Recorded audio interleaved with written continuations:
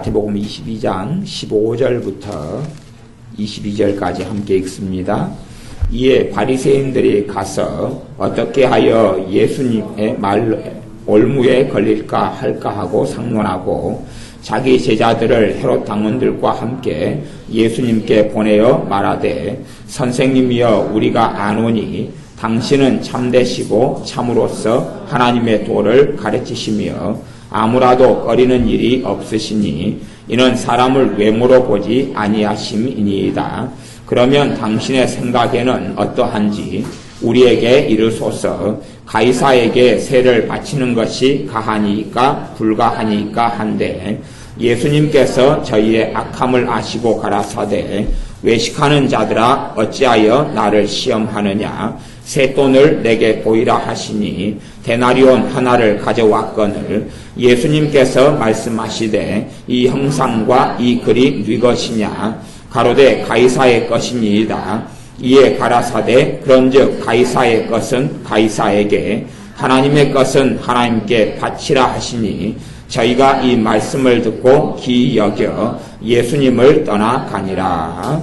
아멘. 제가 기본적인 것 하나만 말씀 전에 말씀드리면 성경 읽을 때에 예수 나왔으면 예수님 그렇게 넣어서 읽는 게 기본적인 것이고 찬양을 할 때 되면 예수 나왔으면 예수님 바꾸든지 가사가 안 되면 내 주님 바꾸든지 내 주여 그렇게 바꾸든지 그렇게 이렇게 다 해야 됩니다. 그건 기본적인 것입니다. 불교 신자한테 가면은 부처라고 그런 사람 거의 없고 불교 신자가 그 죽은 사람인데 그 석가모니를 부처님 그래가 섬기는데 하물며 살아계신 하나님 대신 우리 주 예수님에 대하여 그렇게 좀 전문용어로 싸가지 없게 한다는 것이 주님을 정말 아는 사람들의 소치냐 그럴 때에 안다고 말할 수 없다는 사실입니다. 그렇기 때문에 꼭 성경 읽으실 때도 원래가요 부모를 공경하지 않는 아이들은 언어를 들어보면 알아요. 부모한테 반말하고 마음대로 말하고 버릇없이 말하면서 부모를 공경한다? 그건 불가능한 일입니다. 그건. 뱃속에 있는 것이 마음에 나오거든요. 거꾸로 언어를 고치고 수정하면 말하는 것이 다시 뱃속으로 가서 바꾸기 시작해요. 단지 존댓말 하나 바꾼다고 사람이 되고 인성이 바뀌는 건 아닙니다만은 사람은 기본적인 이런 예의 범절, 기본적인 도덕, 기본적인 것을 가지고 있어야 되죠. 그건 아주 최소한의 기본입니다. 아주 최소한의 기본입니다. 사실은 그런 자녀가 존댓말 정도 못 배웠다 그러면은 자녀 교육을 완전히 망쳤다 그렇게 알면 되지요. 도대체 뭘 가르친다는 이야기입니까? 똥오줌 가르치는 것, 똥오줌 제대로 싸는 거 가르칩니까? 기본적으로 사람 되는 거 가르쳐야 되죠. 사람을 낳았으면 사람답게 사는 것을 가르쳐야지 도대체 뭘 가르칩니까?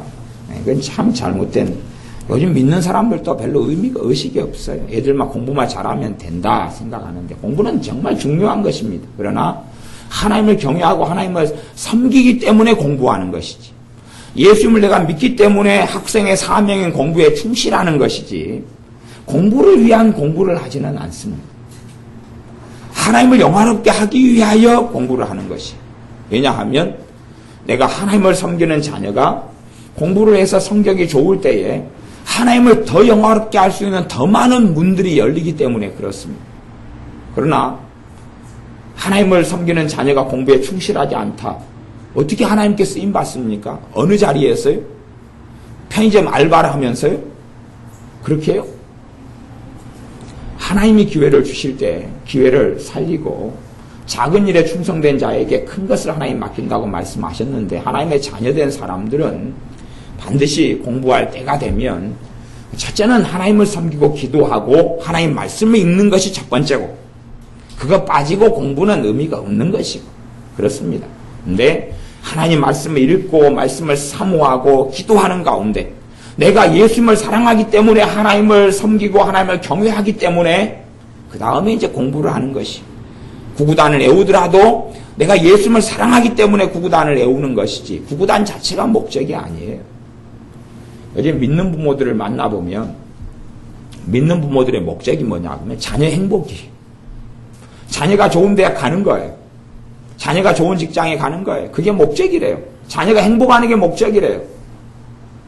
자녀는요, 하나님께서 나한테 맡겨놓으신 거거든요. 청지기예요. 내가 청지기, 내 자식이 아니라니까요. 엄밀히 이야기해서 그 영혼은 하나님께로부터 받았고 몸만 부모를 통해서 받은 것인지 내 영혼의 아버지는 창조주 하나님이시다니까요. 그런 자녀를 청지기가 되어서 하나님의 아들, 딸로 양육하는 것이지, 너 행복을 위해서라면 엄마가 아빠가 무엇이든지 해주마, 그런 게 아니라니까요. 내 자식 키우는 게 아니라 하나님이 내게 맡겨주신 하나님의 자녀를 키우는 것 아닌가요? 근데 자기 자식 키우는 걸로만 생각해요. 아주 단편적으로, 이론적으로. 그러면서 자식이 원하는 것을 다 해주고, 자식이 원하는 걸 놓고 기도해주고, 그렇게 산다는 것은 하나님에 대한 또 다른 배역이고 배도입니다.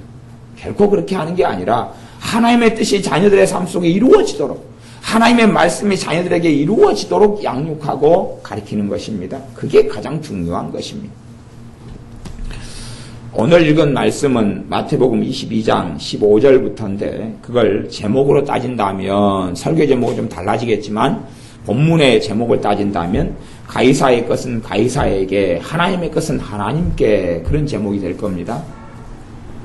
근데 이 말씀은 꽤 중요한 말씀입니다. 제가 중요한 말씀이라고 이야기하는 것은 이 똑같은 사건이 하나님께서 마태복음의 기록에 넣으시고 그 다음에 마가복음의 기록에 넣으시고 누가복음의 기록에 넣으셨어요. 정말로 주님께서 전하신 말씀, 행하신 건 너무 많아서 책으로 만들어서 이 세상에 두고자 한다면 둘 곳이 없을 정도로 많이 하셨다고 그럽니다. 그러나 성경은 꽤 비슷하고 반복적인 이야기를 사복음서에 적어 놓습니다. 그렇다는 이야기는 하나님의 목적과 의도성을 가지고 하나님은 골라내셨다는 이야기입니다. 그리고 반복이에요. 사람은요, 반복을 해야지만이 알아요. 제가 애들에게 수학 문제를 하나 풀어준 다음에 이해했냐? 하면 끄떡끄떡합니다. 풀어봐라? 못 풉니다. 그러니까 이해했냐? 물어보면 예. 풀어봐라? 모르겠는데요. 이해한 게 아니죠. 그래서 그 원리를 아니까 제가 예를 들어 수학을 가르친다 그러면은 내가 이 문제를 5번, 10번을 풀어주마. 그러면서 너 걸로 일단은 반절 이상은 만들어야 된다. 그런 다음에 이제 풀어봐라. 그리고 풀어본 다음에 이거 잘못 풀었네. 그리고 가르쳐 줍니다. 뭐 스스로 하는 자율성이 있는 아이는 빨리 따라와요. 근데 그렇지 않은 아이는 그때만 모면하고 넘긴 다음에 다 버려버리고 까먹어버립니다. 하나님의 말씀은 사람의 이 본질이 한 번 듣고 알아가지고는 알 수 없기 때문에 성경 끊임없이 반복이라는 걸 하나님은 사용하십니다. 계속. 그리고 또한 반복한다는 것은 굉장히 중요한 말씀이라는 것입니다. 그럼 이제 이 말씀은 무슨 내용이냐 하면 제가 이 마태복음에 있는 내용을 중심으로 말씀을 드리겠는데, 마태복음 22장 15절에 보면 이에 바리새인들이 가서 어떻게 하여 예수님의 말로 예수님의 말의 올무에 걸리게 할까 상론하고, 예수님으로 말의 올무에 걸리게 할까 상론하고. 말의 올무에 걸린다는 것은 예수님을 잡아뜨리고 넘어뜨려서 함정에 빠뜨려 보려고 그랬습니다. 다른 말씀에는 예수님으로 하여금 아주 그냥 책을 잡혀가지고 로마 정부에 끌려가도록 만들려고, 그런 이야기가 있습니다. 그래서 16절에 보면 자기 제자들을 헤롯 당원들과 함께 예수님께 보냈다 그럽니다. 헤롯 당원들은 누구고 이 바리새인들이 자기 제자들인 바리새인들을 보냈는데 그 이유가 무엇이냐 하는 것입니다. 얘네들은 예수님을 쓰러뜨리고 넘어뜨리기 위하여서 정치적인 야합을 합니다. 이 바리새인들은 주장하는 게 뭐냐 그러면 로마에는 세금을 낼 수 없다는 겁니다. 로마에는 세금을 낼 수 없다는 게 바리새인들이 가지고 있는 주장과 사상입니다. 그 다음에 헤롯 당원들은 누구냐 그러면 헤롯 임금을 추종하는 그 세력들인데, 헤롯 당원들은 로마에 반드시 세금을 내야 된다는 것입니다. 그 두 개의 가치가 충돌합니다. 이 두 개의 사상이 충돌하는 것입니다. 그러니까 이 바리새인들은 무엇을 위하여 사냐 그러면 유대인의 독립을 위하여 삽니다. 유대인은 하나님의 선민이기 때문에 로마를 섬길 수 없고, 그래서 로마에게 우리가 비록 힘이 약하고 군사력이 약해가지고 로마 사람들의 식민지로 우리가 유대 민족이 있지만, 우리가 비록 군사적으로 약하고 압제당해서 그들의 식민지로 살지만 로마 황제에게는 세금을 바칠 수 없다는 겁니다. 그게 바리새인들이 이야기하는 거예요. 그 다음에 로마 황제의 권력을 빌어가지고 헤롯이라는 사람이 대를 이어서 헤롯 대왕 밑에 또 그런데 헤롯 안디바 헤롯 어쩌고저쩌고 왕들이 분봉왕들이 세워집니다. 그래가지고 파가 이제 헤롯 당원파가 만들어지는데, 이들은 로마 황제에 의하여 왕으로 임명을 받아서 이 이스라엘 땅덩어리를 분할을 해가지고 예루살렘 같은 경우를 중심으로는 로마에서 총독을 파견해서 통치를 하고 이쪽 땅 갈릴리 또 이쪽 지역 나눠가지고 분봉왕들을 세워서 통치합니다.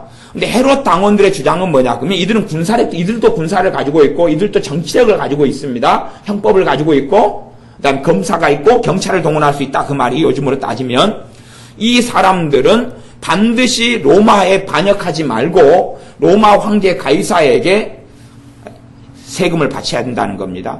그러니까 우리나라가 일제 치하에 있을 때 우리 세금을 가져가 누가 가져갔냐 그러면 일본 사람이 가져갔습니다. 우리가 중국의 압제 속에 중국의 통치를 받을 때는 중국에 진상품을 보냈다 그 말입니다. 그런 것처럼 로마에게 세금을 바칠 것이냐 말 것이냐 이 두 파가 싸웠다 그 말이에요. 정치적인 사상이 다르다 그 말이죠. 그런데 주님이 오셔서 전혀 자기들의 사상과 가르침과 다른 걸 말씀합니다. 왜? 주님에게는 무엇이냐 그러면 하나님의 나라가 있습니다. 주님께는 세상의 나라가 있지 않고 하나님의 나라가 있습니다. 그런데 바리새인들에게는 이 땅의 나라, 유대라는 이 땅의 나라가 있습니다. 헤롯 당원들에게도 자기 나라, 자기 땅이 있습니다. 자기 땅 안에는 뭘 가지냐 그러면 사상을 가집니다. 정치를 가진다 그 말이에요. 근데 주님이 전혀 다른 걸 말씀하시기 때문에 주님을 죽이려고 했습니다. 죽이는 방법이 몇 가지가 있는데, 주님의 말에 꼬투리를 잡아서 증거를 세워가지고 돌로 쳐 죽이거나 헤롯파에게 넘기거나 헤롯 왕에게 넘기거나 아니면 로마에게 손을 넘길 수 있다 그 말이에요. 그래서 이 전혀 다른 정치적 이해를 가진 사람 두 파가 야합을 합니다. 누구를 쓰러뜨리기 위해서요? 주님을 쓰러뜨리기 위해서. 그런데 더 깊이 한 걸음 들어가면 바리새파 뒤에도 마귀가 있고 헤롯파 뒤에도 마귀가 있습니다. 왜? 하나님의 나라하고는 합하지 않거든. 주님께서 말씀하시기를 나를 따르지 않고 나와 합하지 않은 자마다 내게 속하지 아니한 자다 말씀했습니다. 주님을 지지하고 주님과 함께 모으지 아니하는 사람마다 주님을 반대하는 자다 그랬어요. 이들은 주님께 속하지 않고 마귀에게 속하여 있습니다. 하지만 배경은 뭐냐 그러면 정치적인 것, 사상적인 것입니다. 그래서 이 두 파가 연합을 해가지고 결국 주님을 무너뜨리려고 그럽니다. 그래서 이 두 파가 와서 주님께 묻습니다. 16절 하반절에 선생님이여 우리가 아노니 당신은 참되시고 참으로서 하나님의 도를 가르치시는 줄을 압니다. 그래서 사람을 외모로 보지 않고 막 합니다. 그럽니다. 이게 무슨 말이냐 그러면 그 사람들의 뱃속에 있는 것은 악의적이고 악랄한 것이 숨겨있고 칼이 숨겨져 있는데 입으로는 주 예수님이 인정하는 척 그러면서 나는 당신의 편인 것처럼 당신은 정말 하나님의 사람이고 당신이 했던 말은 다 옳고 우리가 받아들입니다. 그런 거짓말을 하는 것입니다. 악랄한 거짓말을 하는 것이에요. 누가복음의 본문을 제가 보면 누가복음에는 몇 장이 있을까요? 20장 정도가 아닌가 싶은데 제가 잘 못 찾겠네요. 이 본문을 계속하여 보면 이 사람들이 예수님을 인정한다고 하지만 이제 누가복음 본문을 제가 살펴봤는데 제가 지금 본문이 기억 안 나는데 누가복음 본문에서는 뭐라고 이야기하냐 그러면 이 사람들이 안에 악한 것을 숨긴 다음에 그 다음에 자기를 의롭게 보이고 옳게 보여가지고 예수님을 올무를 잡으려고 했다는 내용이 좀 더 첨가가 되어 있어요. 내용 전체는 거의 똑같습니다. 근데 이들의 악한 의도를 성경은 좀 더 밝히고 있는 부분이 있어요. 그러면서 이들은 이야기하기를 17절에 당신의 생각에는 어떠한지 우리에게 이르소서. 가이사에게 세를 바치는 것이 가하니까 불가하니까. 가이사는 로마 황제를 가이사라 그럽니다.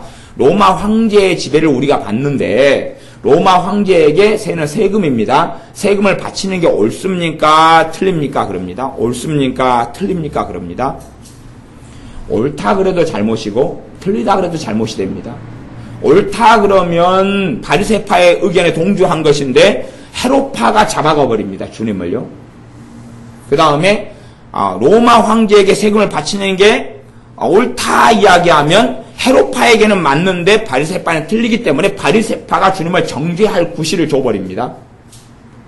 그러니까 이 두 파가 전혀 사상과 이해를 다른 두 파가 야합을 해가지고 로마 황제에게 세금을 바치는 것이 맞다 그래도 문제가 되고 틀리자도 문제가 되는 이 획기적인 아이디어를 내가지고 주님을 죽이려고 모의하고 작당했던 것이다 그 말이죠. 18절에 예수님께서 저희의 악함을 아시고 가라사대. 그들이 뭘 알았다 그럽니까? 악함을 아셨다 그럽니다. 그리고 그들에게 말씀하시기를 외식하는 자들아 어찌하여 나를 시험하느냐 그럽니다. 외식한다는 말은 겉과 속이 다르다 그 말이에요. 그냥 외식이 뭐 괜찮은 말이다 생각하시면 안 됩니다. 밖에 가서 외식하는 거하고 같은 걸로 생각하시면 안 됩니다. 밖에 밥 싸먹는 외식이 아닙니다. 겉과 속이 다르다 그 말이에요. 겉과 속이 다르다. 이중인격자다 그 말이. 이중인격자다 더 무서운 말이 외식이란 말입니다. 이 이중인격자야 그럽니다. 이 이중인격을 가진 인간들아라고 주님이 말씀하신 거예요. 주님이 오 사랑하는 사람들 형제들이여 오셨는가? 그런 게 아닙니다. 주님이 오 당신들도 구원을 받아야 될 사람들이로군요. 그런 게 아닙니다. 주님하고 전혀 다른 자리에서 신자들이 살아가는 사람들이 많은데 결코 이들과 주님은 합하지 아니하셨습니다. 북한은 끊임없이 악한 자들을 이용하여서 자신이 악을 행하면서 불쌍한 사람들을 노예로 삼고 비참하게 합니다. 그들과 함께 하지는 주님의 사람은 함께 할 수가 없는 것입니다. 주님은 이들과 함께 하지 않으셨어요. 주님은 이들과 함께 하지 않으셨어요. 그래서 이 외식하는 자들, 이 이중인격자들아, 겉과 속이 다른 인간들아, 뱃속에 있는 걸 숨기고 겉으로 옳은 척, 괜찮은 척, 의로운 척. 이게 성경에서는 자기들을 의로운 채 하고 그 말이 또 나와요. 다른 복음서에서 마가복음이나 이런 경우는요. 그렇게 해서 어찌하여 나를 시험하느냐 그러셨어요.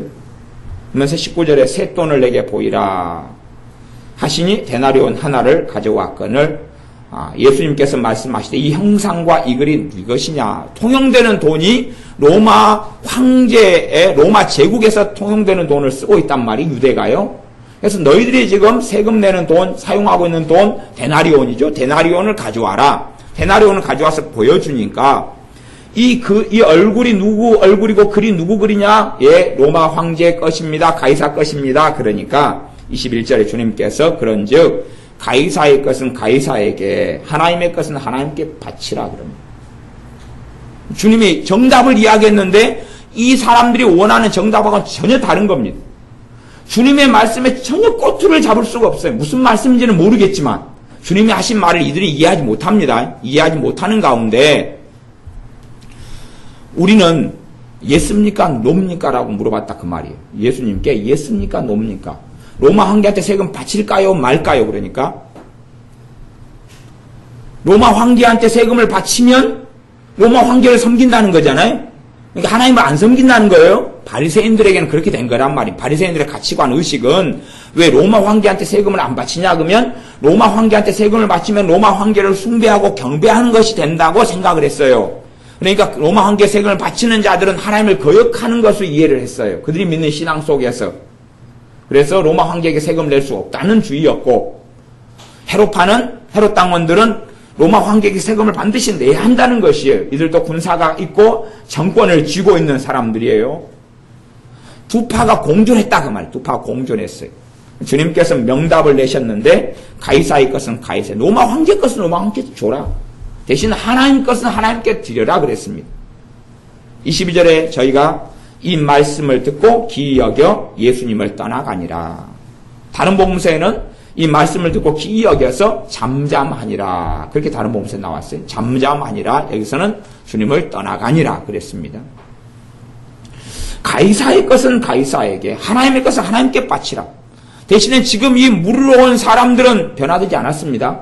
주님과 만나고 변화됐습니까? 안 됐습니까? 안 됐습니다. 단지 자기의 악한 의도를 이루지 못하고 떠나갔습니다. 그래서 나중에는 다시 다른 악한 괴교를 꾸밉니다. 무서운 점이 이겁니다. 이제 요 사건이 3번이 성경에 반복돼 나오는데 이게 왜 무서운지, 이게 왜 중요한 이야기가 되는지를 좀 들어보셔야 됩니다. 여러분이 들을 기가 좀 둔하실지 몰라서 제가 최대한 짧게 정리를 해버리겠습니다. 더 들을 기가 아마 둔해주시겠지만 나중에 성경 공부 때나 좀 깊이 있게 다루고. 근데 이건 여러분이 정말로 중요한 것이라는 것을 언젠가는 아마 아시게 될 겁니다. 첫째는 뭐냐면 사상은 정말로 위험하다는 것입니다. 사상은 정말로 위험하다는 것이. 지금 이 바리새파 사람들 뭘 가졌어요? 사상을 가졌어요. 사상을. 무슨 사상요? 말하자면 자기 이 유대라는 나라가 중심이 돼가지고 전 세계를 지배하고 통치하고 독립국이 되어서 힘을 떨치는 과거의 다윗 왕조 이상의 국가를 이룩하는 사상을 가졌어요. 말하자면 유대 민족주의 사상을 가졌다 그 말이에요. 그 사상을 가졌어요. 오직 우리 민족, 오직 우리 민족. 이 투철한 사상을 가지고 있어요. 오순절 성령님이 강림하십니다. 그래서 사람들이 예수님을 영접하고 방언이 터지고 애언이 터지고 회개가 터집니다. 그러나 이들이 가지고 있던 민족주의 사상은 깨지냐 그러면 안 깨집니다. 그건 안 깨져서 오직 유대민족, 우리 민족, 우리 민족, 우리 민족에서 스톱합니다. 심지어는 주님께서 그렇게 말씀을 가르쳐 놓은 사도들도요, 이방인들에게 복음을 안 전해버립니다. 이 철저한 사상으로 무장되지 않은 예수님의 다른 제자들, 말하자면 그냥 평신도라고 말하는 성도님들이 핍박이 일어나가지고 전 세계로 흩어지면서 그들이 복음을 전합니다. 가는 곳곳마다 복음을 전해서 어찌해서 이방인들의 나라 땅들마다 복음이 전파되는 것입니다. 그래도 결국은 전체적으로 로마의 식민지 속에 있기 때문에 왕래가 가능했던 것입니다. 그러나 민족주의에 사로잡혀버린 이 유대인들은 복음을 전하는데 극심한 걸림돌이 됐습니다. 그래서 사도 바울이 복음을 전하는 데마다 유대인들이 달라들어서 복음을 방해했고, 심지어 예수님을 믿는 사람의 예루살렘에 아주 극심하게 율법 중심으로 신앙생활을 하는 사람이 예루살렘에 많이 2만 명이 있었다고 나중에 나옵니다. 성경에. 사도 바울이 예루살렘 오니까 예수님을 믿으면서도 율법에 열심히 있는 사람이 한 2만 명 되는데 그 사람들이 당신을 가만두지 않으려고 그러니까 당신이 여차 해라. 그렇지 않으면 끔찍한 일이 벌어질 것이다. 경고해가지고 율법에 따라서 사도 바울이 무슨 일을 행하게 됩니다. 그런 것처럼 사람들이 가지고 있는 사상을 버리지 않는다 그 말이에요. 이 사상은 굉장히 무섭습니다. 그럼 이 사상 뒤에가 누가 있느냐? 마귀가 있습니다. 근데요, 가장 마귀 충만한 사람들이 신약성경에서 누굽니까? 가장 마귀 충만한 사람들은 신약성경에서는 바리새인들입니다. 그러면 주님은요, 귀신들을 다 쫓아내시고 사역하셨어요. 뭐 이상한 일이 하나 있습니다. 바리새인들이 역사하는 귀신을 쫓아냈습니까? 못 쫓아냈습니까? 못 쫓아냈죠. 바리새인들은 정상이었습니까? 정상이 아니었습니까? 정상이었습니다. 아니, 이 사람들이 머리에 꼭꼭꼭 비 오는 날 뛰어다니지 않았잖아요. 혹시 성경에서 바리새인들이 비가 오니까 천둥번개가 치니까 머리에 꽃을 얹고 야 그러고 막 뛰어다녔다고 나왔습니까? 안 그랬지요? 정상인입니다. 정상인이에요. 근데 왜 이들은 완전한 마귀 하수인이냐? 마귀가 무엇을 가지고 역사합니까? 그들의 사상을 가지고 역사합니다. 사상을 가지고 있는 사람의 귀신은 떠나가지 않습니다. 정상이거든요. 사상 자체가 성경하고 다른 마귀적인 것입니다. 사상 자체가 성경하고 다른 마귀적인 것이기 때문에 귀신이 사로잡을 수도 없고 동조가 돼요. 하나님의 말씀에서 나온 하나님 나라의 사상을 가지면 모르는데 이 사상이라는 것은 쇠뇌가 되기 쉽고 사람들의 가르침과 쇠뇌를 통하여 말하자면 이 사상을 통하여 귀신들이 침입합니다. 하지만 그들은 정상입니다. 사상이라는 것은 그냥 어떤 자기의 논리를 가지게 되는 거예요. 논리를 가지게 되고 자기의 이해를 가지게 되고 자신의 지식과 정보를 가지게 됩니다. 그래서 이 바리새인이라는 사람들이 그 사상을 가지기 때문에 그들에게서 귀신은 전혀 쫓아낼 수 없습니다. 물론 이들이 주님을 만나러 왔는데도 귀신의 정체는 드러나지 않습니다. 이 사상에 관련된 귀신들은 전혀 쫓아내는 것하고 가능성도 없고 정체 드러나는 것하고는 별로 가능성이 없습니다. 사상을 가진 사람들은 자신의 배후에 마귀가 있다는 것을 알지를 못합니다. 그러면 봐보세요. 이제 사상을 가진 한국 사람들은 어마어마하게 많습니다. 어떤 정치적인 이해가 있습니다. 그럼 정치적인 이해는 진리입니까? 진리가 아닙니까? 진리가 아니죠. 진리가 아닙니다. 그러면 정치적인 이야기가 나오면 사람이 미쳐버리고 발작하는 사람들이 있죠. 그게 뭘 가지고 있는 사람이냐 그러면 사상을 가지고 있는 사람입니다. 그 사람들이 신자라면 이들의 믿음은 별 볼 일이 없거나 곧 주님을 떠나게 될 것입니다. 혹은 주님을 떠났는데 종교인으로 기독교 안에 남아있는 사람들입니다. 죽어가는 영혼 때문에는 울지 않아요. 이웃이 주님을 안 믿고 지옥으로 떨어지는 사람 때문에는 가슴 아파하지 않아요. 그러나 자신이 가진 사상과 충돌하고 자신이 가진 사상과 부딪히는 것은 못 견뎌야 합니다. 노무현이가 죽었어요. 꽃을 해놓고 분향소를 차려놓고 미쳐서 광분합니다. 그 안에가 뭐가 들었다는 이야기예요? 사상이 있다는 이야기예요. 사상이 있다는 이야기. 사상 뒤에는 누가 있어요? 마귀가. 하지만 정상인으로 삽니다. 주님께 돌아오지 않습니다. 그런 사람들이 주님께 돌아오지 않습니다. 그 사상이 깨트려지고 무너져야 되는데 사상이라는 건 철저하게 논리를 가지고 있고 그냥 자기 합리화를 가지고 있기 때문에 깨진다는 것은 거의 불가능에 가깝습니다. 유감스럽게도 그렇습니다. 유감스럽게도 그렇습니다. 특별한 하나님의 은혜가 아니면 혹은 그 사람이 자기 걸 내려놓고 하나님의 자녀가 사로잡혀야 할 것은 하나님의 말씀입니다. 요즘에 무서운 사상들이 뭐냐 그러면 민주화 사상입니다. 민주화 사상. 민주주의를 실현해야 되겠다. 그 사상을 가지고 있어요. 민주주의를 실현해야 되겠다. 하나님의 사람 가운데 민주주의를 위해서 희생하고 헌신한 사람은 없습니다. 어떤 하나님의 사람이 민주주의를 위해 희생하고 헌신했다고 한다면 그 사람은 신자가 아닙니다. 그 사람은 신자가 아닙니다. 왜 신자가 아니라고 이야기하냐 그러면 주님을 배역한 사람이기 때문에 그렇습니다. 말씀대로 제가 설명을 해드릴게요. 봐보세요. 성령님께서 내 안에 역사합니다. 성령님은 어느 나라를 위해서 일하게 합니까? 하나님의 나라요. 주님께서 하나님의 나라와 그의 의를 구하라 그랬어요. 하나님의 나라를 위해 성령님이 끌어갑니다. 나는 그런데 바리새인처럼 헤롯 당원들처럼 이 땅에 있는 나라를 세우려고 그럽니다. 이 땅에 있는 나라를 세우려니까 민주화를 외치는 것 아닙니까? 그렇잖아요. 이 땅에 있는 육의 나라. 성령 하나님과 가는 길이 다릅니다. 어떻게 성령 하나님과 동행하고 하나님과 함께 합니까? 다른 길로 갈라치져지는 것입니다. 그걸 배교라 그럽니다. 그 중에서 어떤 사람들은 교회 안에 남고 심지어 교회를 차리기도 합니다. 그러나 주님하고는 상관이 없는 사람들입니다. 정말로 성령의 역사를 살아간다면 그들의 사상이 무너지고 사상을 버리게 됩니다. 하나님의 나라의 가치 속에 들어오고 복음의 가치 속에 들어오고 복음을 증거하게 됩니다. 어떤 사상에 사로잡혔던 사람이 주님을 만나게 되면 그리고 정상적인 길을 걸어간다면 사상을 버립니다. 사상을 버립니다.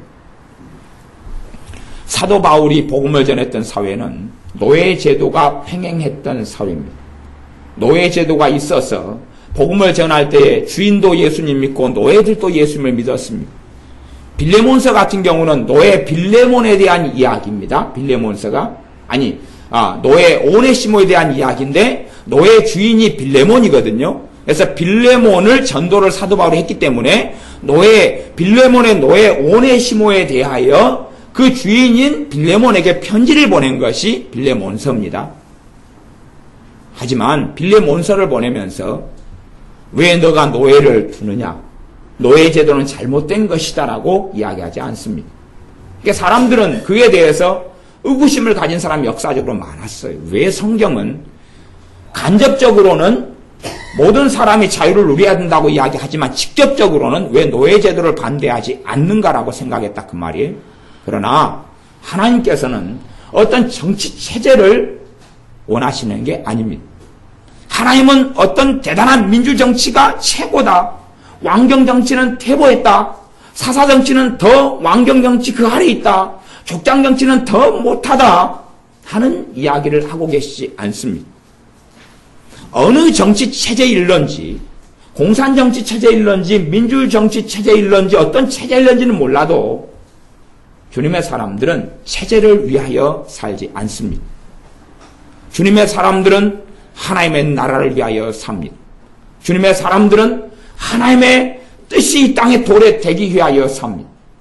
각 사람의 삶 속에 하나님 말씀이 임하고 주 예수님의 이름으로 치유가 나타나고 귀신이 쫓겨나가고 주님과 관계가 바르게 되어지는 것을 위하여 헌신하고 살아갑니다. 주님의 사람들은 자녀를 위하여 살지 않습니다. 주님의 사람들은 주님을 위하여 살다가 죽습니다. 주님의 사람들은 돈을 위하여 살다가 죽지 않습니다. 주님의 사람들은 주님을 위하여 살다 죽습니다. 주님의 사람들은 자신의 명예를 위하여 살다가 죽지 않습니다. 주님을 위하여 살다가 죽습니다. 자기의 성공을 위하여 살다가 죽지 않습니다. 부귀영화를 위하여 살다가 죽지 않습니다. 주님의 사람들은 자기의 행복을 위하여 살다가 죽지 않습니다. 비록 처음에 주님을 만났을 때는 행복 때문에 처음 주님을 믿었을 때는 병이 고쳐지기 위하여 믿을지는 몰라도 믿음이 깊어짐에 따라서 그것이 제1의 가치가 아니라 우리 주 예수님과 함께 살다가 죽는 것이 혹은 오시는 주님을 배웁는 것이 제1의 가치로 변화됩니다. 지금은 무서운 사상들이 한국에 돌아다니고 있는 때입니다. 사실은 역사적으로 항상 그래왔습니다. 대한민국 땅에만 지금 그러는 게 아니라 과거에서부터 계속 반복되어 왔던 역사들입니다. 일제시대 때 독립운동을 했습니다. 독립운동가들 중에서 기독교인들이 아주 많았습니다. 믿는 사람들이 아주 많았어요. 독립운동가들 중에서 믿는 사람이 아주 많았습니다. 그러나 많은 신자인 믿는 사람들이 잘못된 길로 가서 배교의 길로 돌아섰습니다. 믿음이 흐지부지 되고 주님을 나중에는 중도하차하고 떠났습니다. 결과론적으로 그랬다 그 말이에요. 일제의 탐압과 일제의 식민지 속에서 살아가는데 거기에서 민족의 독립을 이루기 위해서 살아가는 게 좋지 않겠습니까? 그래서 그리스도인들이 그것이 옳기 때문에 일제에 동조하고 일제의 핍박을 받는데 앞장서기보다는 오히려 항거하고 싸웠죠. 저도 상식적으로 제가 일제시대에 살았다 그러면 독립운동이 옳지 어떻게 일제의 앞잡이가 되어서 세금을 거두고 순사일을 하고 매국노일을 하는 것이 옳겠습니까? 당연히 제가 일제시대에 살았다 그러면 독립운동 쪽을 지지하고 찬성할 수밖에 없습니다. 그런 입장에서 둘 중에 어느 게 옳으냐 그러니까 독립운동이 옳죠. 거기에 신자들이 많이 참여했습니다. 문제가 되는 건 뭐냐 그러면 그들이 나라의 독립을 위해 살다가 죽었다는 것이 문제가 됩니다.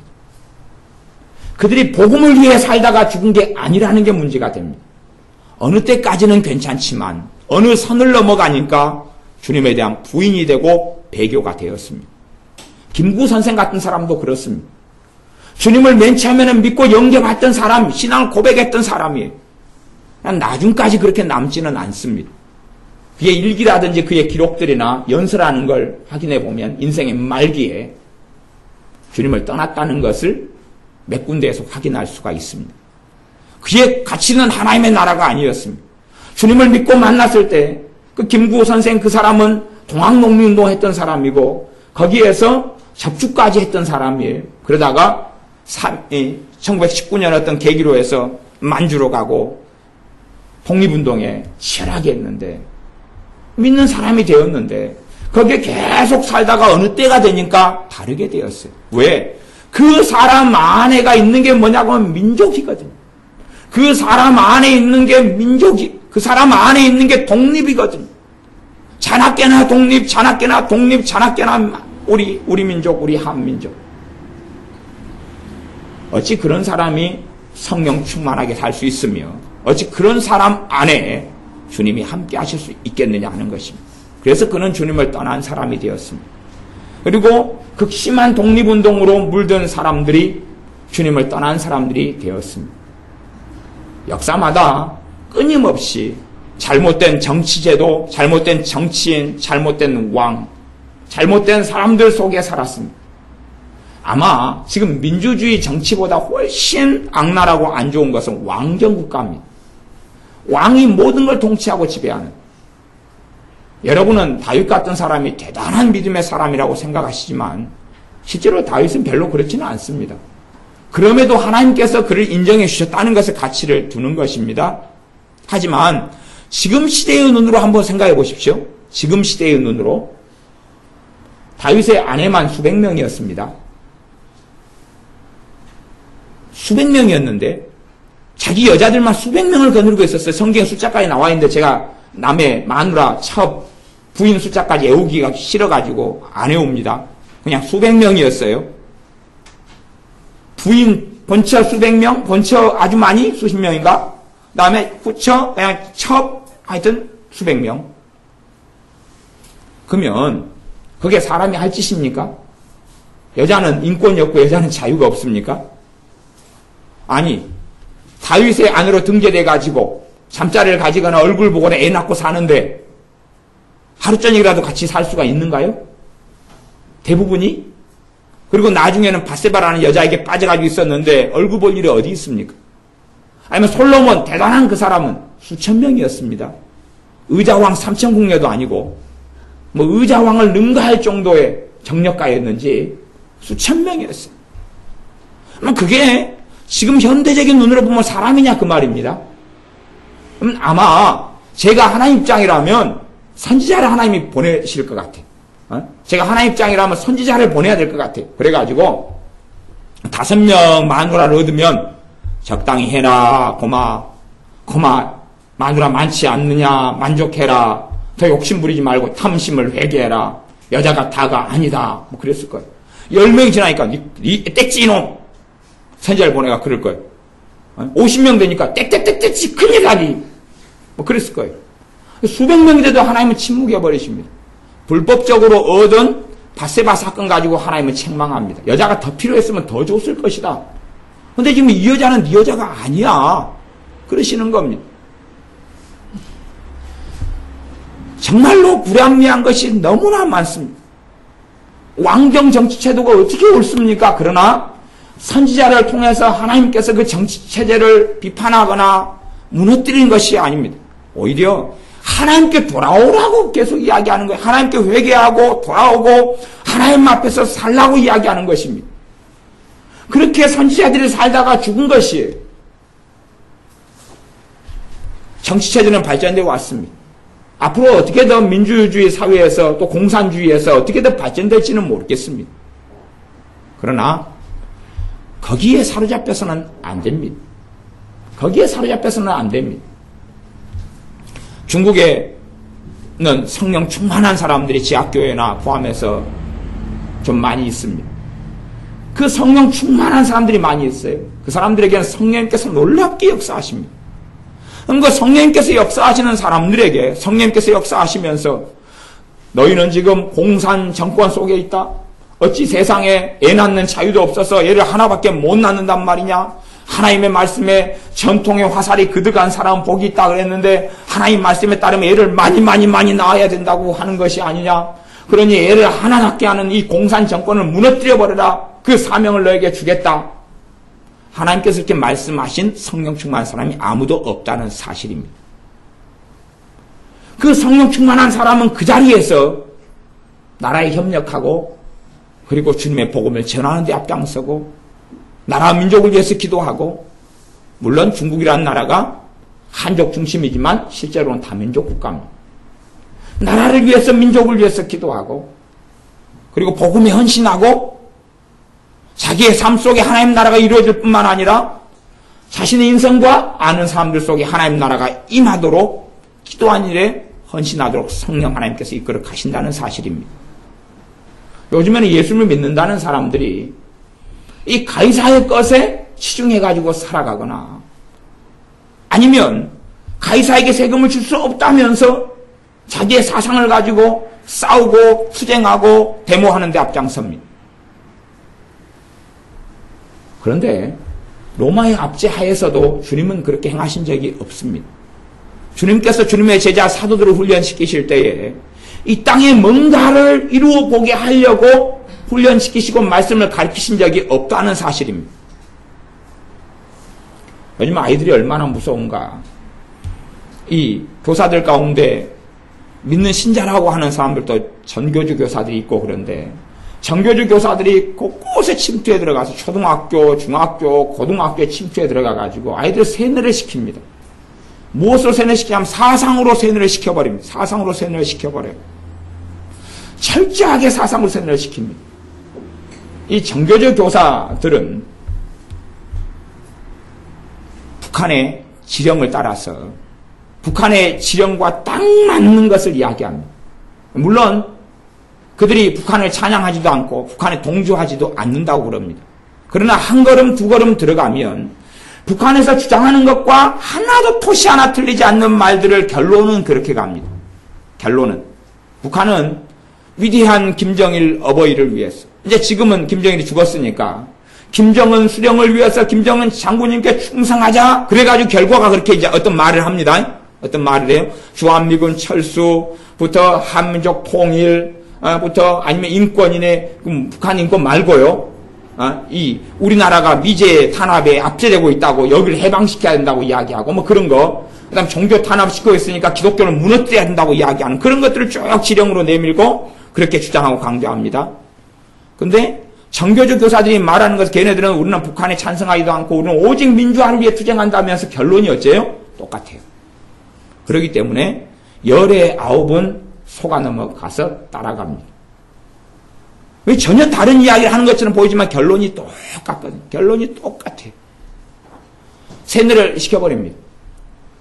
과거 역사를 가지고 왜곡하고 날조해버립니다. 세뇌를 시켜버려요. 끔찍한 일이 벌어집니다.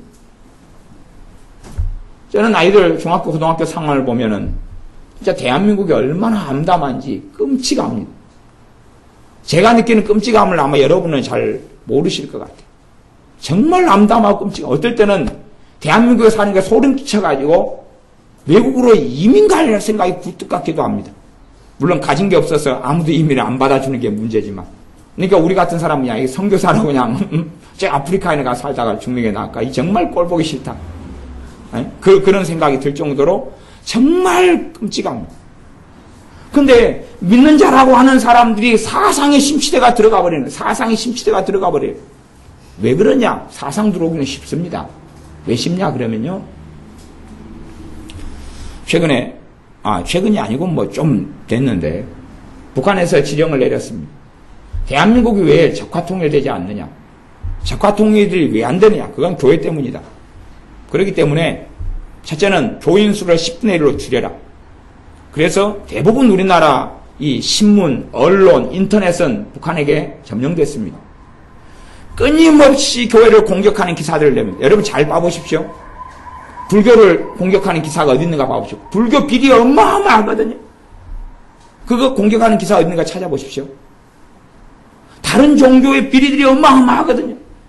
이슬람의 테러는 심각하죠. 이슬람 동교하고 찬양하는 그림이 있어도 동성연을 조장하고 찬양하고 찬동하고 북한을 위하고 북한을 위한 글들은 끊임없이 쓰지만 북한의 인권에 대한 글들은 하나도 없어요. 매체들이 다 그렇게 흘러갑니다.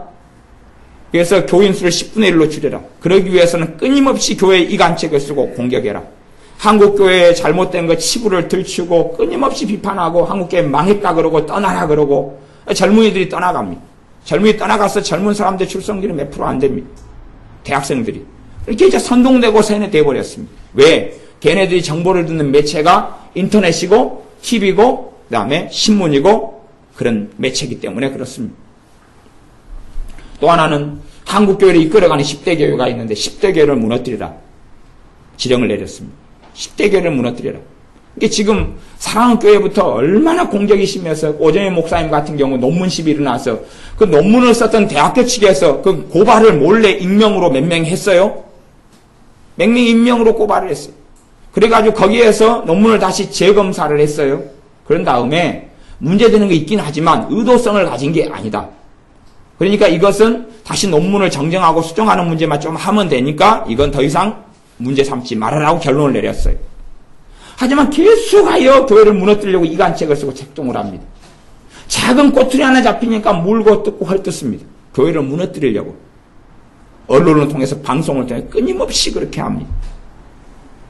사실은 그것이 북한이 노리는 책동이라는 걸 알지는 못합니다. 제가 공산주의를 반대하는 문제가 아니에요. 북한은 공산주의가 아니라는 게 문제입니다. 북한은 공산주의가 아니고 종교입니다. 북한은 우상을 사람을 신으로 만들어서 섬기는 종교지 그건 공산주의가 아닙니다. 저는 황장엽 씨가 넘어와서 얼마 전에 돌아가셨는데 황장엽 씨가 주체사상을 그 모든 체계를 만들었는데 그 양반이 하는 이야기가 맨 처음 김일성이는 그래도 사상을 가지고 주체사상이라는 걸 가지고 했지만은 김정일 때부터는 자기를 신격화시켜버렸다. 자기 아버지를 신격화시키고 그래서 자기는 떠났다고 이야기하는 것이에요. 그러니까 사상에서 공산주의라는 어떤 체계나 사상이 있는데 그걸 넘어서 버려서 우상화를 시켜버리는 것이 그것이 북한의 정체입니다. 하나의 신흥 종교일 뿐이지 제3의 신흥 종교지 그건 정상적인 국가나 체제가 아닙니다. 그래서 북한의 정권을 반대하는 것이지 공산주의 자체를 반대하는 것하고는 전혀 다른 이야기입니다. 물론 개인적으로는 공산주의보다는 민주주의가 훨씬 낫다고 믿죠. 여러분이 중국에 태어나셔서 애를 하나만 놓고 싶습니까? 애 놓는데도 자유를 못 얻고 싶습니까? 아니면 그 집의 통치 속에 살고 싶으십니까? 안 그러실 거 아니에요. 민주주의 체제가 낫고 좋긴 합니다. 하지만 모든 체제는 절대적인 게 아닙니다. 하나님의 말씀만 진리고 하나님의 말씀만 절대적인 것입니다. 그러면서 주님께서 말씀하시기를 너희는 천국 복음을 전파하라. 하나님의 말씀을 전파하라. 라고 말씀하십니다. 우리가 사로잡혀야 될 것은 우리 주 예수님에 대해서 사로잡혀야 되고 하나님의 나라 복음에 대해서 사로잡혀야 됩니다. 아니면 다른 것에 내가 사로잡힌다면 다른 어떤 것에 광분하고 열광한다면 그러면 그 사람은 신자가 아닌 길을 걷게 됩니다. 목사님이 교인들에게 심지어 노무현 죽을 때에 참배하라고 분향소에 가라고 하는 교회들이 여럿 있었습니다. 난 그런 사람들을 목사라고 보지 않습니다. 성경에 끊임없이 분향소 차리고 우상에게 숭배하고 산당을 지어가지고 그 짓거리 하는 것을 하나님이 진노하셨는데 도대체 어떤 정신이 나간 목사가 그따위 짓거리를 한단 말입니다.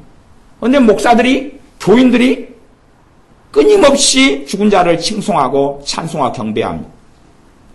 저는 신자라고 하는 사람들이 죽은 노무현이를 막 칭송하는 소리는 들어봤어. 그들의 입에서 주님을 찬양하는 소리는 별로 안 들어본 것 같아요. 아니 어떤 이들 이야기입니다. 어떤 이들. 문제는 갈수록 많아지니까 문제죠. 갈수록 많아지니까 문제입니다. 그래서 그런 걸 볼 때는 이 구군이 다 한 것 아니냐. 하나님의 은혜 주셔야지만이 끄트머리라도 붙잡고 있는 문제가 아니겠네요. 도대체 다음 세대는 어떻게 할까? 우리 애들은 어떻게 할까 도대체. 끔찍합니다. 지금 애들이 선거권을 가지게 되면 도대체 이제 무슨 결과가 벌어요? 이 잘 모르는 애들을 2, 3년 전부터 정교조가 국사하고 국어는 다 장악해가지고 세뇌를 시켜와서 그래서 정말 광적으로 미치게 만들었는데 도대체 어떻게 하면 좋을까? 그래도 이기적이고 탐욕적이고 세상 문화에 도취되어 있고 매스미디어를 통해서 막 춤추고 뭐하고 세속에 찌들었는데 더 무서운 사상을 가르쳐 집어넣어가지고 세뇌를 시켜서 그 뒤에 마귀가 출입하고 역사하는 통로를 만들어놨으니 이게 어떻게 하면 좋을까? 끔찍합니다. 어른들조차도 광분하고 미쳐가는데 철없는 아이들이 도대체 무엇을 알겠느냐 하는 겁니다. 역사에 반복되었던 일이 그에 대한 정답을 주님께서는 가이사의 것은 가이사에게, 하나님의 것은 하나님께 드리라고 말씀합니다. 로마서 13장에는 이 세상의 권력자들은 다 하나님이 세우신 바다. 그러니 그 권력자에게, 그 권세들에게 순종하고 복종하라고 이야기합니다. 물론 그에 대한 이야기는 훨씬 더 많습니다. 심지어 너희가 노예냐? 그럼 주인에게 좀 복종하고 살아라 그럽니다. 물론 어디 안에서요? 말씀 안에서요. 말씀 안에서입니다. 하나님의 말씀 안에서. 너희가 노예냐? 주인을 예수님을 섬기는 것처럼 섬기라고 그럽니다. 말씀 안에서요. 그러지 노예냐? 어찌 그런 노예 체제가 옳으냐? 주인을 죽여버려라. 그렇게는 말씀이 없다는 이야기입니다. 아니면 노예제도, 그 극심한 노예제도냐 체제를 전복시켜버려라. 그런 게 없다는 사실입니다. 최대한은 하나님 말씀과 어그러지고 말씀에서 금하지 않는 한은, 그 영역이 아닌 한은 국가의 지도력에, 국가의 권세에 순종하고 순응하고 따라가는 것이 이 나라를 살아가는 사람들의 바른 가치고 바른 자리입니다. 물론 그것보다 더 중요한 것은 하나님의 말씀에 사로잡히고 하나님의 나라에 사로잡히는 것입니다. 우리의 삶 속에 주님이 내 주인 되셔서 나를 통치하고 지배하게 하시는 것, 또한 내 가족과 이웃과 형제들에게 그들이 예수님의 사람이 되는 것, 예수님의 말씀이 가치관이 되고, 예수님의 말씀이 사상이 되고, 예수님의 말씀이 철학이 되고, 예수님의 말씀이 세계관이 되어서 살아가는 것. 나를 구성하고 있는 사고방식, 생각, 가치관, 사상이 하나님 말씀과 충돌하여 무너지고 깨지고, 그래서 하나님 말씀으로 다시금 내 사상이, 내 생각이, 가치관이, 세계관이 뒤집혀져서 말씀을 통하여 다시금 재정립되는 것. 그렇게 되어져 가는 게 주님을 닮아가는 길입니다. 이 정치적인 문제에는 정말 끊임없이 일어납니다. 그래서 지금 세상은 이제 뉴스를 뭘 들을 것이냐, 신문기사를 뭘 볼 것이냐, 인터넷에 무슨 정보를 볼 것이냐가 사실은 끔찍한 일이 되어져 버렸습니다. 왜냐하면 대부분이 이간질이요, 대부분이 책동이요, 대부분이 거짓말이기 때문에 그렇습니다. 이제는 어떤 인터넷 매체나 TV 매체를 통해 정보를 얻는 것, 그걸 듣는 사람들이 시간이 좀 지나면 자기도 모르게 비판, 정죄, 그 다음에 분노에 사로잡히게 됩니다. 끊임없이 국가의 잘못된 것 비난하고 그래서 공격합니다. 권세는 하나님께로부터 났다. 그러면 지금 대통령이 박근혜 대통령이면 대통령께도 안 붙입니다. 박근혜 정부, 그렇게 합니다. 그 사람이 옳고 의롭고 거룩해서가 아니라 하나님이 세우신 지도자이기 때문에 그럴 수 없다, 그 말이에요. 문제는 그게 됩니다. 여기 악으로부터 난 게 아니다면 사람은 완벽할 수 없는데 이 악한 자가 세워지는 때도 있습니다. 네로 황제처럼. 그러나 네로 황제가 있었을 때 사도 바울이 한 것이 로마서입니다. 그게 로마서예요. 네로 황제의 손에 사도 바울은 죽습니다. 그러나 로마서입니다. 로마서 13장입니다. 성경을 정말로 이해를 하지 못합니다. 사람들이 정말 이해하지 못합니다. 우리는 이 세상에서 이 땅을 위해 사는 게 아닙니다. 대한민국 정부를 위해 살지도 않습니다. 북한 정부를 위해 살지도 않고 통일을 위해 살지도 않습니다. 통일이 돼야 한다고 하는 것은 북한에 있는 2천만의 사람들이 구원받을 기회를 얻게 하려고 그 매개체일 뿐이지, 통일이 아니고서도 얼마든지 신앙의 자유를 가질 수 있다면 별로 가치가 없는 게 통일이라는 것입니다. 통일이 절대 가치가 있는 게 아니란 말이에요. 가치가 있을 수도 있고 없을 수도 있는 것이에요. 이 우리가 가진 민주주의라는 정부가 절대 가치를 가지고 있지 않다는 이야기입니다. 차라리 우리가 민주주의 사회 속에서 주님을 떠나고 내 마음대로하고 세상에 취해가지고 빠질 바에야 중국 같은 공산주의가 더 나을 수도 있죠. 우리가 더 깨어있을 수 있다면. 아니면 어떤 왕이 세워져가지고 독재를 하고 왕이 자기 마음대로 법이 아니라 자기 뜻에 안 맞는 사람 다 죽여버리는 그 정권 속에서 교회가 깨어날 수 있다면 우리 몸은 고달프고 삶은 고달프겠지만 그게 더 나을 수 있다는 것이에요. 우리가 원하는 것은 어떤 정부 체제가 아닙니다. 가이사의 것은 가이사에게, 하나님 것은 하나님께 드리는 것입니다. 우리는 하나님의 나라를 구하고 살아가는 사람들입니다.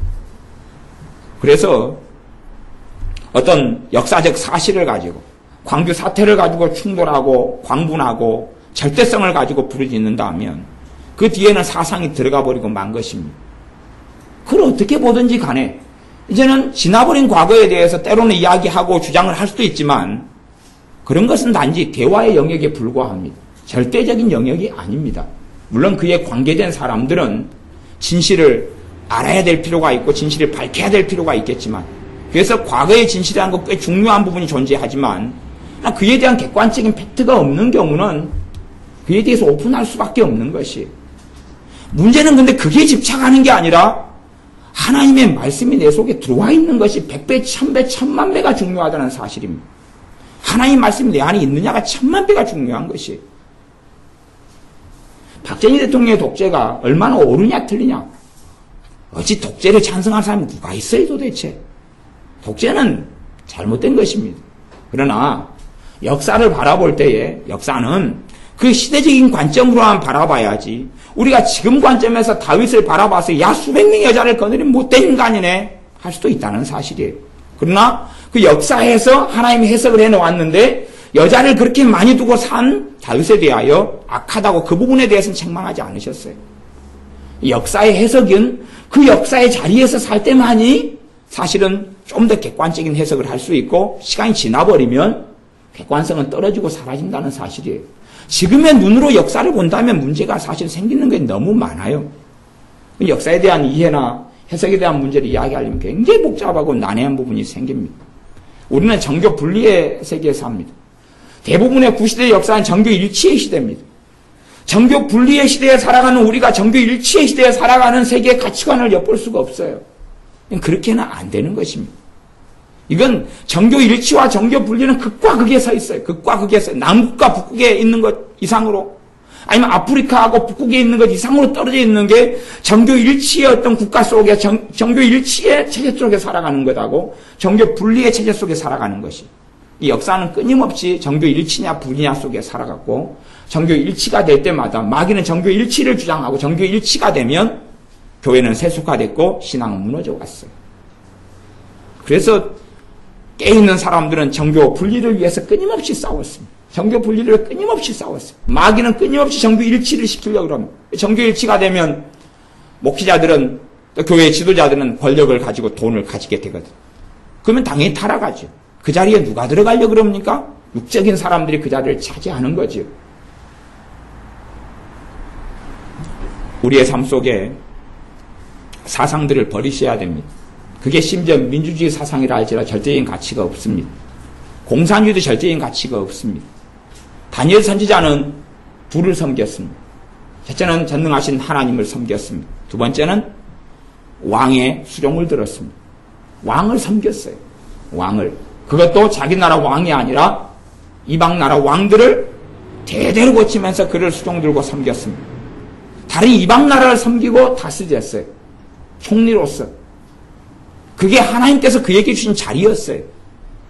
그러지 입장을 바꿔놔 보세요. 다니엘이 총리가 됐던 이방 나라는 어떤 나라냐 그러면 자기 민족을 자기 국가를 어떻게 한 나라예요? 세운 나라에 멸망시킨 나라예요? 멸망시킨 나라잖아요. 그러면 지금 우리나라 입장으로 보면요 매국노입니다. 그렇게는 안 보이세요? 지금의 시대 관점으로 눈이 안 보이세요? 매국노라고 안 보이세요? 그게? 그러니까 역사에 대한 이해나 해석이 어려운 것이 그게 하나님은 아니라고 말씀하시는 것이 그를 하나님은 선지자라고 말씀하시는데 그는 자기 나라 자기 민족을 무너뜨린 그 나라들을 대대로 이어서 섬기고 수종들었어요. 하지만 정말로 그가 섬긴 이는 그 나라가 아니라 하나님의 나라였고 하나님을 섬겼어요. 단지 그가 부르심 받은 자리가 거기였을 뿐이에요.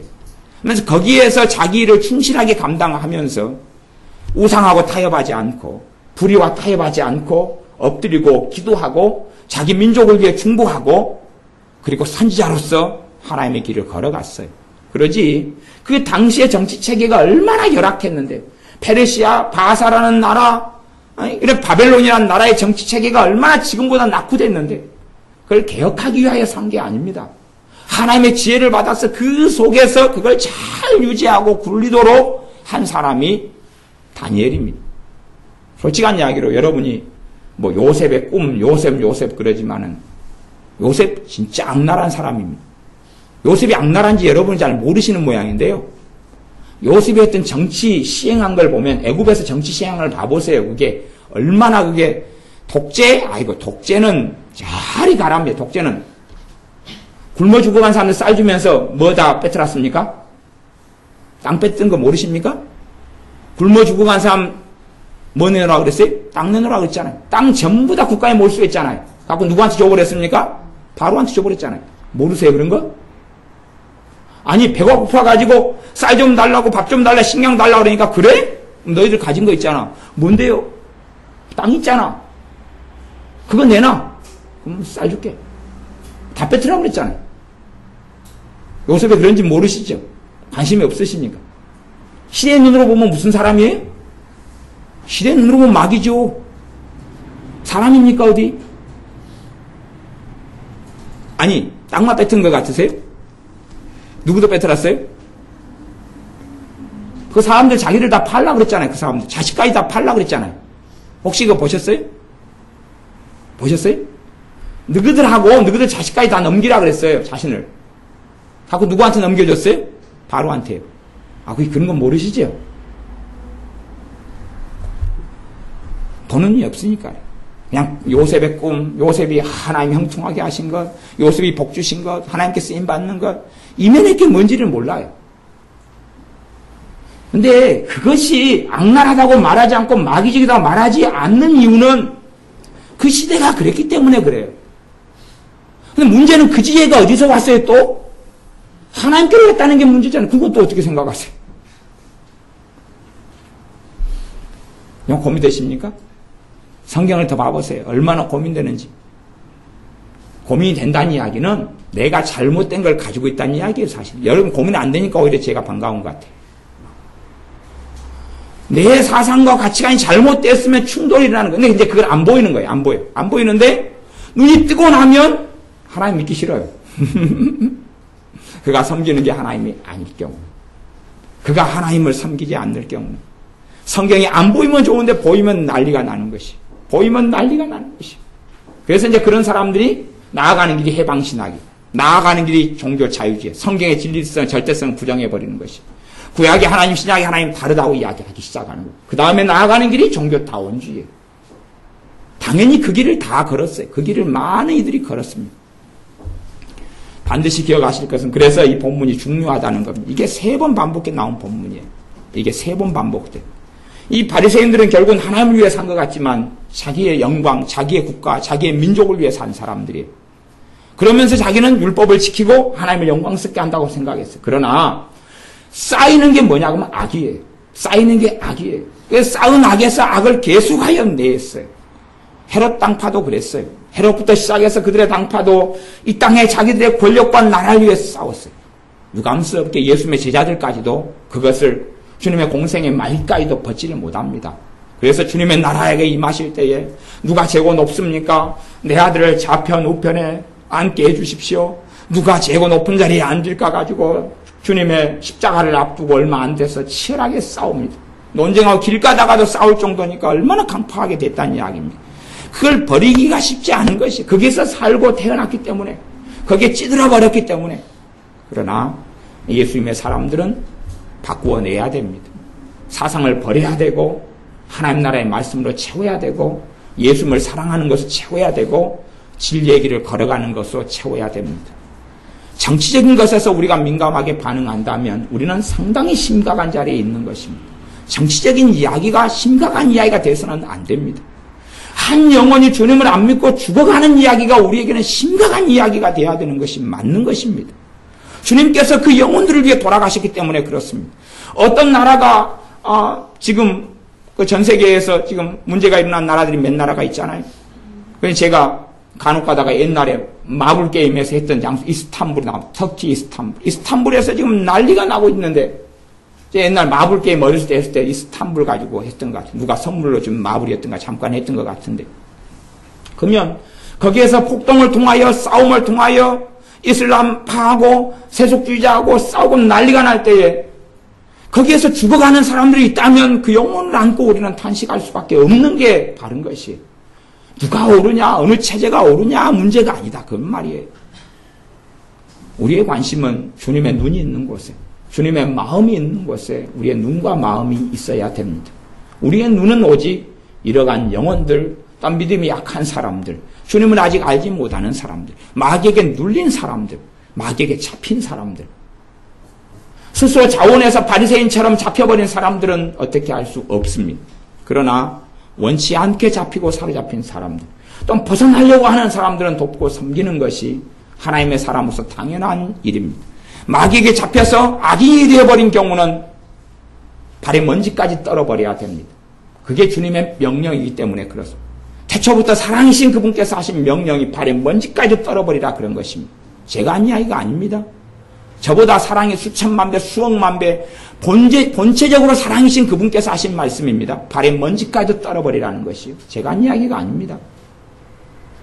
하지만 우리가 선한 사마리아인처럼 악한 자를 돕는 게 아니라 강도 만난 자들을 도와야 되고 그들을 섬겨야 되고 그들의 영혼을 위해 탄식해야 되고 기도해야 되고 부르짖어야 됩니다.